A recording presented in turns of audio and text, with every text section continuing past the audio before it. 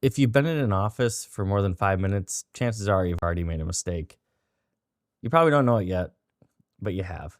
And I don't say that to scare you. I say it because sometimes it's the most normal thing in the world. The part that messes people up isn't the mistake, it's what they think the mistake means. School trains you to believe mistakes are a grade, a score, a ranking. Practice doesn't work like that. In practice, mistakes are more like weather. They show up, you deal with them, you adjust, and then you keep moving. But here's the catch. Not all these mistakes are equal. Some get corrected with a calm email and a markup. There's no drama, no story, and then nobody even remembers it a week later. But others change how people trust you. And that difference is not always about how big the mistake was. It's about how you handled it. It's about whether you surfaced it or maybe you hid it. It's about whether it became a pattern. And that's what this episode is. Not dramatic mistakes, not career-ending mistakes, just the normal ones. Why some disappear in red line dust and why others stick. And why the fear of being wrong slows more careers than being wrong ever will. Because a lot of people don't get stuck because they make the mistakes. They get stuck because they get cautious. They get quiet and slow. And then they stop taking clean swings at things. They start living in a loop of, I'll just check one more thing. And that feels responsible and it feels safe. But in practice, that kind of fear creates a different risk. Silence, delay, ambiguity, missed timing, work that stops moving. And that's the mistake nobody talks about. You're listening to The Practice of Practice, a podcast for architects, designers, and emerging professionals navigating the gap between school and real work. We focus on the realities most people only learn through experience: workflow, judgment, responsibility, and time. It's not theory, it's practice. All right, let's get into it. In episode 1, we talked about confusion and how most early career confusion is structural, not personal. In episode 2, we talked about silence and how silence is sometimes the training. This episode connects those two ideas to something you'll actually deal with every single week, if not every day: mistakes. Here's the reframe I want you to hold for this whole episode. Practice is not a test. Practice is a risk system. And it sounds harsh. It's not meant to be harsh. It's just true. A project is a chain of decisions, and each decision carries risk. There's money risk, schedule risk, safety risk, reputation risk, and then sometimes there's legal risk. So when people look at your work, they're not asking, did you get an A? They're asking, is this safe to build from? And safe has a few other ingredients. Is it clear? Is it consistent? Is it coordinated? Is it on time? Is it honest about what it does not know yet? And the last one matters more than people think, because everyone expects mistakes. Everyone does. What people do not tolerate is uncertainty that pretends to be certainty, or problems that get discovered late because someone stayed quiet. So if you're early in your career and you feel like every mistake is a threat, I need you to take a breath. You're not behind because you made a mistake. You're behind when you don't learn from it, or when you hide from it, or when you repeat it without adjusting. And a lot of that can be fixed fast with better habits and a more calm response. One line I need you to keep in your heads today is this: correctability beats flawless. Flawless is a fantasy anyway. Correctable is a professional skill. So here's why mistakes feel worse than they are. Mistakes in school were public, even when they were more private. You pin up, you present, you get a crit, you get a review, you get judged. And a lot of time, the feedback is framed like a personal evaluation, even when it's not meant to be. So you start linking that error to identity. If I mess that up, I'm not good. If I mess that up, I'm falling behind. If I ask a question, I'm exposing a weakness. And that mindset doesn't die the day you get hired. It follows you right into practice. And now, instead of a professor, it's a project manager, or a principal, or a consultant, or even a client. And now the stakes feel higher because the work is real. So you start treating mistakes like they're dangerous. You start treating being wrong like it's trust-ending event. And that's where the people overcorrect. They triple check everything except the one thing they should have done. They should have flagged the uncertainty early. They should have said, I'm not sure about this assumption. They should have asked the one question that would have saved 3 days. They should have put the issue on the table when it was still small. But instead, they hide the work. They grind. They try to work out uncertainty. They try to outwork uncertainty. And you cannot outwork uncertainty. You can only clarify it. And this is where episode 2 matters. Silence is sometimes the training, but silence can also be avoidance. And if you let fear make you quiet, you end up being trained by your own hesitation. That's a brutal teacher, and it bills by the hour. Let's give some structure without turning it into a lecture. There are 4 broad categories of mistakes you'll see in practice. I'm not saying these are official. Nobody stamps these on your forehead, but they are real. And once you see them, you stop panicking as much because you can tell what kind of situation you're in. Category 1, production mistakes. These are the low stakes, everyday ones. The wrong tag, a typo, a keynote off, a leader that points to the wrong thing, a detail call out that should have been A5.2 and you wrote A5.3. They're annoying, but they're not catastrophic. Those get corrected with a markup. Category 2 are coordination mistakes. These are the ones where your work bumps into somebody else's work. The architectural background is outdated and the civil plan's now wrong. You shifted a wall and the mechanical duct is still running right through it. You changed the door swing and now the egress path is different. You issued an updated plan, but a consultant's still using the old link. These mistakes create ripples. They take time to unwind. Category 3 is judgment mistakes. These are the ones that expose how you think. A wrong assumption about code, a wrong assumption about existing conditions, a wrong priority, and wrong level of completeness for the phase, which turns into wrong interpretation of what the client actually needed. These aren't always bigger mistakes on paper, but they carry a different weight. Because leaders are not just fixing a line, they're assessing your decision making. Category 4 is trust mistakes. Those are the ones that make people pull the work back, hiding an issue, going quiet, blaming somebody else, repeating the same mistake without adjusting, acting like it's not a big deal when clearly it is. These are not about intelligence, they're about reliability. And reliability is the currency in practice. Talent gets you noticed, but trust gets you work. So when you're thinking about mistakes, don't just ask, how bad is this?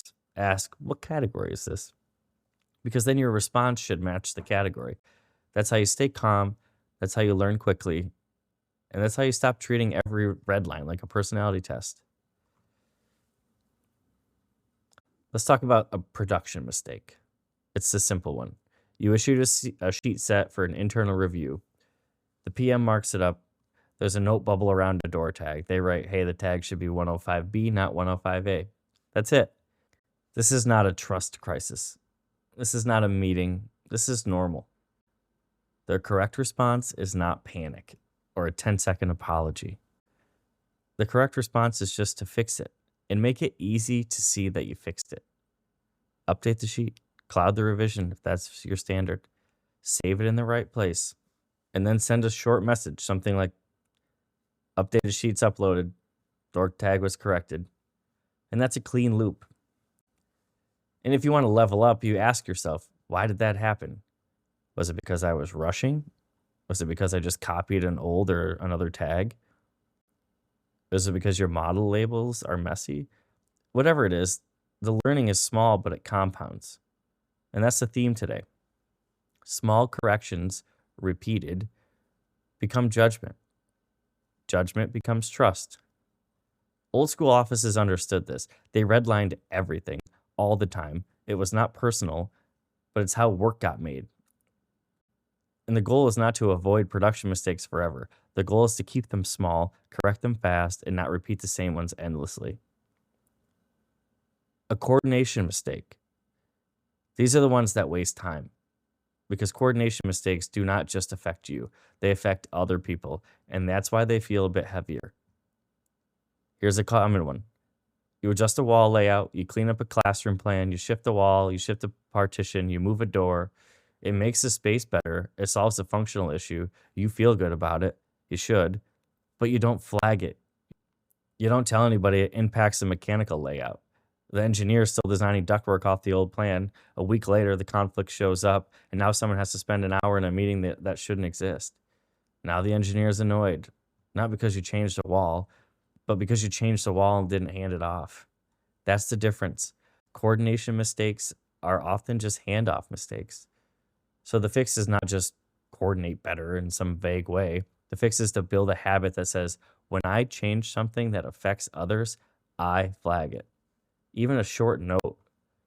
FYI, we shifted the corridor wall on grid B. The door moved about 18 inches, which impacts the ceiling layout and duct routing. Done. That's not over communicating. That's basic practice hygiene. If you want to move fast in an office, you have to protect that chain, because the chain is how projects survive. And if you think, I don't want to bother them, I want you to hear me. You're bothering them more by staying quiet. Silence is sometimes the training, but silence is often sometimes the source of the problem. Now we can get into the category that scares people the most: judgment mistakes. These are the ones where you can feel a room change a little bit, not because someone is mad, but because someone is recalibrating. Here's an example. You assume something about code. Maybe it's an occupancy classification. Maybe it's a travel distance assumption. Maybe it's a fire barrier requirement. Maybe you just assumed an existing wall was rated because it looked like it, and you designed based on that assumption. Then someone reviews it and says, where'd this come from? And now you realize you don't really have a hard answer. It's not the end of your career, but it is a moment. And this is the part nobody really teaches clearly. In school, you can improvise a rationale, and sometimes it passes. Fake it till you make it, right? In practice, improvised certainty is dangerous. So the better move is not to pretend. The better move is to name the assumption early. Here's what that can sound like, and I'll keep it simple. I'm assuming this wall is rated. I didn't verify it yet. I can confirm existing conditions, or we can treat it as unrated and design accordingly. Now that sentence does three things. It surfaces the risk. It makes your thinking visible. It offers a path forward, which is what leaders want. They don't need you to be the right person all the time. They need you to be honest about what's known versus assumed, because that honesty lets them manage the risk. And that's what practice is. Risk management disguised as drawings. And now we talk about the part that actually changes outcomes. Your response. Here's a simple sequence. You can use it for almost anything. Step 1, surface it fast. Not after lunch tomorrow, not after you clean it up. Now. If you caught it, that's already a win. Say it. Step 2, state the impact calmly. Where does it show up? What does it affect? Who else it affects? Step 3, offer the correction path. What are you going to do? By when? Step 4, own it without theatrics. No self-destruction, no guilt spiral, just ownership. Step 5, close the loop. Confirm it's corrected, and don't leave people guessing. Step 6, prevent the repeat. One sentence, one adjustment. That's how you turn mistakes into progress. I'll give you a couple lines that work. Words matter. Flagging this now while it's still easy to fix.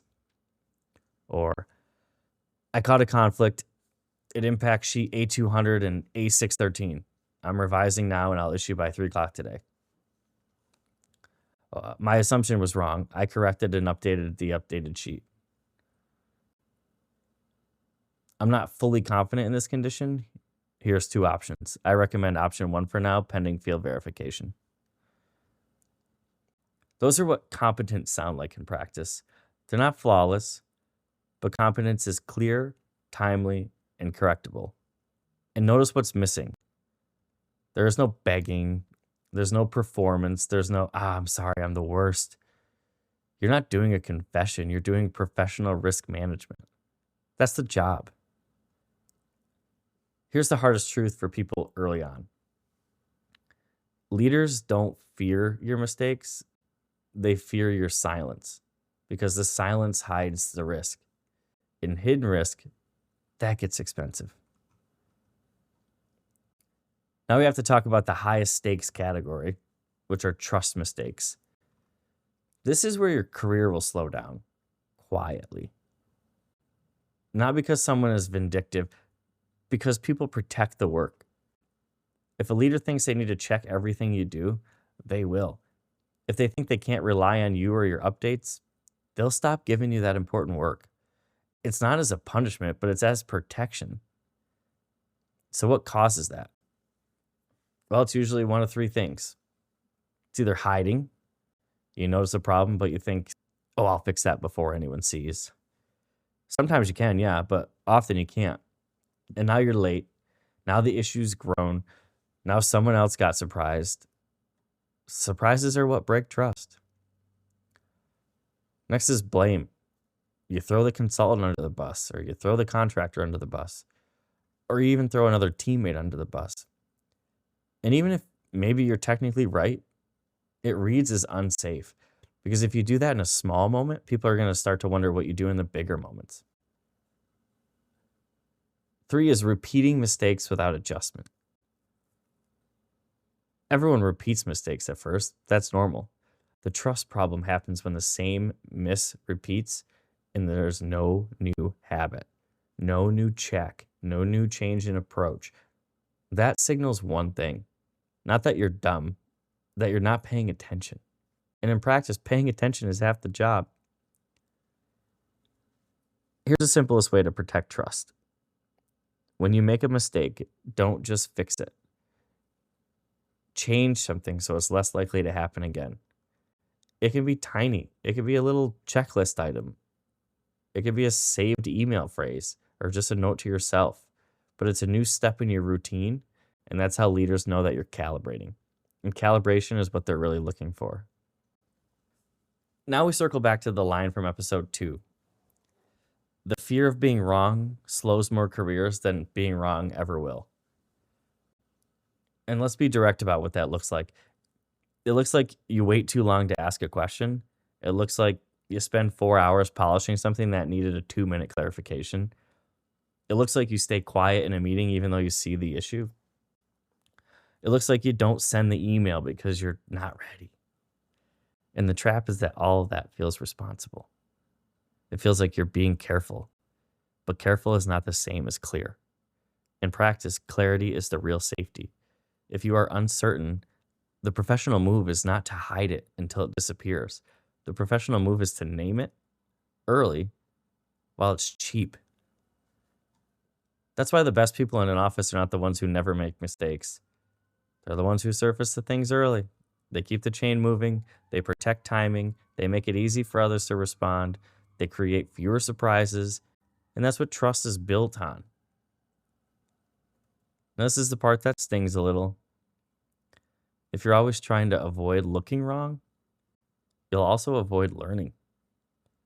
Because learning is being wrong repeatedly in smaller and smaller ways. That's how the judgment forms. Judgment's not a personality trait. It's built from reps, and mistakes are reps, whether you like it or not. I want to give you a tool that sounds too simple to matter, but it matters. If you want to improve quickly, you need a way to keep track of what you learn, good and bad, because practice teaches you every week, and then you forget it the moment you need it. You'll get a markup that teaches you something. You'll have a meeting where someone says one sentence that changes how you see a process. You'll catch a mistake and realize why it happened. You'll get burned by a handoff and realize what you should have said. And if you don't capture these lessons, you'll end up relearning the same thing 5 times. And that's just exhausting. Pick a system, any system, but make it real. Whether it's a small notebook or a OneNote tab, even sticky notes if that's how your brain works. But here's the rule. It has to end up in one place, not 10 places, not your brain, one place. And it has to be short. This is not journaling. This is a field log. I use a field notes book for mine, just interjecting. Here's a simple format that works. You add the date, the project, whether it's the name or the number, whatever you use. You add what happened, what I missed or what worked, how it got corrected, what I'm going to do next time. That's it. And if you want to make it even more useful, add one more line. A phrase to use next time. Because a lot of mistakes are communication mistakes. So you capture the line that would have helped. Flagging this now while it's easy to fix. Or I'm not confident in this assumption yet. Here are two options. I recommend option one. The next time you're stressed, you're not inventing language under pressure. You're borrowing it from your own experience. And that's the point. As you grow, you're building a personal reference library of judgment. Old school architects did this their own way. Margins, notes, red pencil habits, a mental catalog built over decades. This is just the same idea, but it's just faster. And if you do it consistently, it changes everything. Because you stop feeling like you're guessing. You start feeling like you're accumulating. And accumulation is what practice is. All right, we'll pull the thread tight here. Some mistakes get corrected with a calm email and a markup. Some mistakes change how people trust you. The difference isn't usually intelligence. It's response. It's timing. It's whether you surfaced it. It's whether you owned it. It's whether you adjusted so it didn't repeat. And the fear of being wrong, that fear creates silence. It creates delay. It makes you avoid ownership. It makes you overwork. And it makes you smaller than you need to be. Being wrong is going to happen either way. The question is whether you make it correctable, whether you turn it into calibration, and whether you keep the work moving forward. That's what the office is watching for. Not perfection, reliability, clarity, judgment, and progress. Closing thought here. If episode 1 was about realizing confusion is structural and not personal, and episode 2 was realizing silence is sometimes the training, then episode 3 is about realizing mistakes are part of the training. The normal ones, of course. And in the next episode, we're going to talk about judgment. I've talked about it in 3 episodes because judgment is a thing everyone seems to have, but nobody can explain. This is what determines what gets trusted, what gets reviewed, what gets questioned, and what gets handed to you without supervision. Most people think judgment is something you either have or you don't. In practice, it's built quietly and repeatedly, and usually through moments exactly like the ones we've talked about today. The practice of architecture is not intuitive, but it is learnable. So don't worry, we'll keep building from here.